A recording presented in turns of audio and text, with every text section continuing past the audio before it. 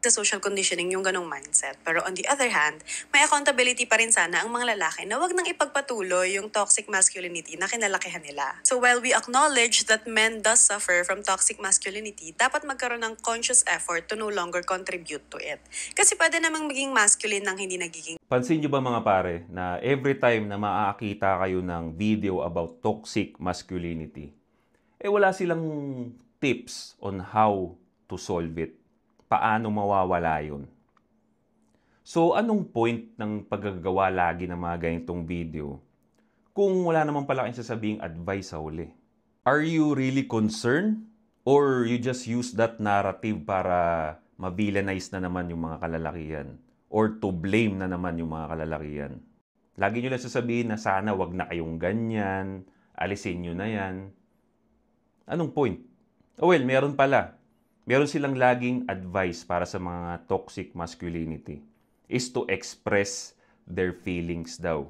Ang ironic lang na ang ginamit niyang video to prove toxic masculinity is yung road rage nga. Kung saan galit na galit daw yung lalaki doon sa maliit na bagay lang na aksidente sa kalsada. Well, yun ang example ng lalaking may testosterone expressing his feelings.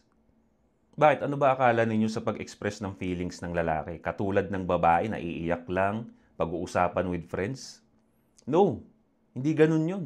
Yung tinatawag ninyong toxic masculinity, yun yung ina-advise ninyo. Na sobrang misleading para sa mga kalalakihang nakakapanood ng videos ninyo. Because testosterone plus expressing your feelings equals to aggression. Ang magandang pag-usapan dito is not to express men's feelings, but how can they utilize their testosterone. Kaya nga madalas nating sabihin dito sa mga contents natin na pag lalaki ka, required na mag-workout ka, exercise, go out with your friends, work out with your friends, exercise with your friends. Hindi nyo alam yan kasi hindi nyo ginagawa yun eh. No, hindi kayo nag-exercise. Karamihan sa mga on talking about toxic masculinity, hindi kayo nag-exercise madalas eh. Tsaka bakit bukang bibig nyo yung toxic masculinity? Meron ba tayong statistics na tumataas yan? Bakit hindi nyo pagtuunan ng pansin itong issue na to? Na mas delikado to sa community ninyo.